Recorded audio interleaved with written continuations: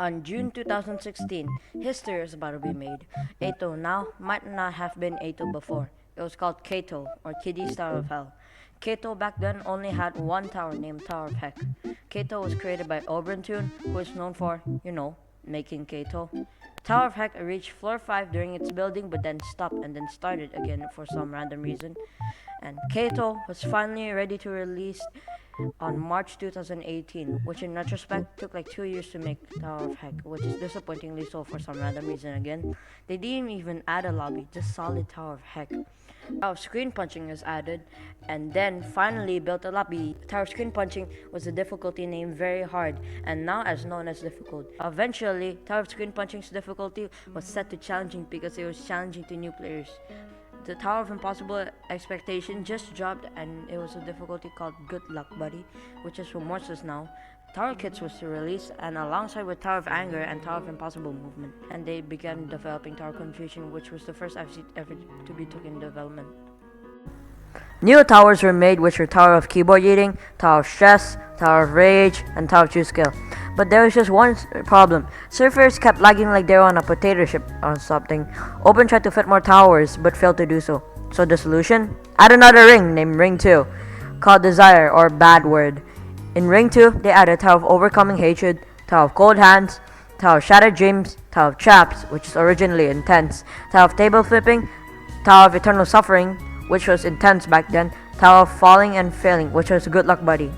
The first event has finally launched named Heckfire Depth, which was probably put out of someone's the first steeples were created and you had to do them in a time limit. Then you had to fight some cool guy named Janitor from Hell. And I'm not going to explain what the boss fight looked like. As a reward for beating the boss, you get a coil named Ghost Coil. Let's move on. Tower of Deep Darkness began in development and decided to release next year.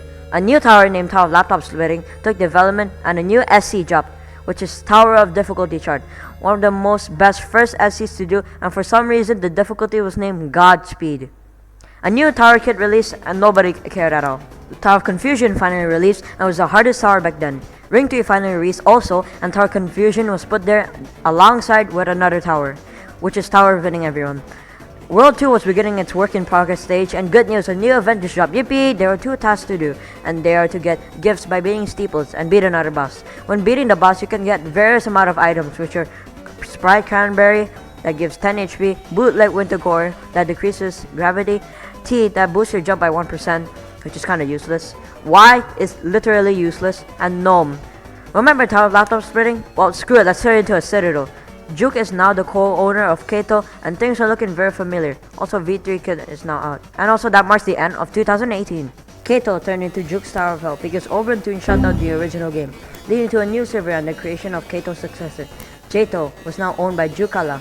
A new ring was added, which is Ring 4, alongside with Tower of Lenonophobia and Tower of Elysium, which are trash towers, and a cool mini tower released, which is not even a tower, which makes sense. New difficulties had came in, which was Effortless, Horrific, and Unreal, and one of them being removed, and Ring 5 was added. Tower of Nice Views, Tower of Extraordinary Adventures, Tower of Obvious Chaos, Tower of Floor Fury, Tower of Tokyo Heights, and Tower of Glitching and Healing. And Ring 6 has just been released with many other towers, Tower of Impossible Movement, and Tower of Strategic Mechanics, followed by a new world called Spatial System, with only just Zone 1 being there, lonely. But soon not going to. And Zone 2 was added in, and I'm too lazy to talk about the event, so let's skip to 2020. Ring 7 was released containing insanely hard towers like Tower of Never-Ending Dizziness. Zone 3 released expanding the game's content with suitable peril in Zone 1, which is actually insane difficulty but then now peak remorseless. The new type of tower was called Tower Rushes, requiring the player to beat all the towers in the ring, excluding soul crushings.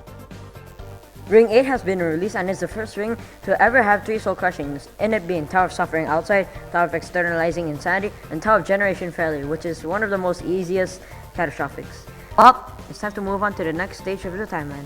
2021 was, in my opinion, the golden age for JToH because it was a big year for JToH.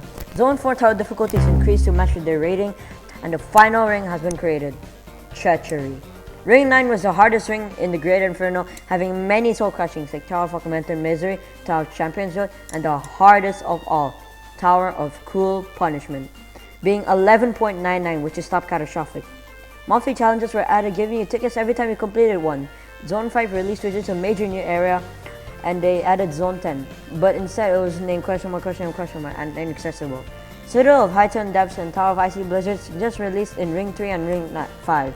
And that's the end of 2021. 2022 was another big year for EToH, and the Garden of Eschol Tower contest has ended.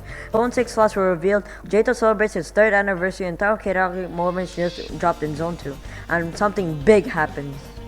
Pit of Misery releases, including the most hardest towers, including Citadel of Infinite Void, Tower of Eternal Void, Tower of Watermelon, and the hardest tower in the game, Tower of Spiraling Fates. Tower of Spiraling Fates took 2,000 plus hours just to beat it, which is insanely long. Moving on to May 2022, some person decided to leak Zone 6. He was Craft Wars fan 2038, the staff was aware. Zone 7 slots are revealed on May 13. Zone 6 finally releases, so let's move on to the best years, 2023.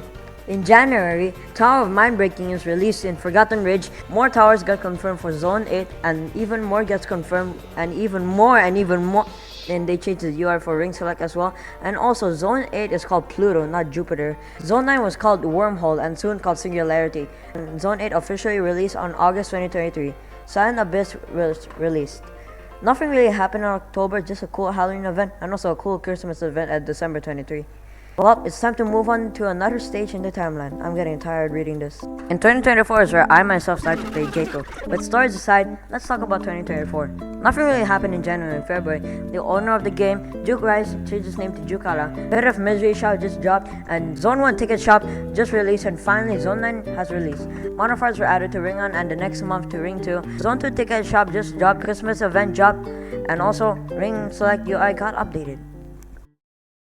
Well, we reached 2020, then 2022, and now 2024.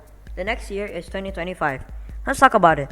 A 15-page document is released by Jukla in response to the allegations that she took 70% of the game's revenue. Now we know today EToH has become Eternal Star of Hell. Zone 9 subrealm is revealed to be Interstellar Shore, the Discord server is reopened, and the Scrap Purgatory project is now reconfirmed. Interstellar Shore became Zone 10 instead of a subrealm. Far from a surprising tower was added to Ring 7, and next month Ring 2's lobby gets revamped. Paradise Atoll requires Zone 3 to unlock now. Right around where April Fool's event ended, Zone 10 is released, and Star Archive gets moved to Ring 8, and Tower Stress became difficulty. Time Lost Tempest just dropped, and Steeple of Low Wall changed to High Peak Medium. The Starlight Archives is fully released, and Ring 3's lobby got revamped. Eternal Star of Hell is now nominated for Best Albeit Platform in Roblox Innovations Award 2035. Zone 1's lobby got revamped, and Ring Peak is given a 10 tower point requirement. The end.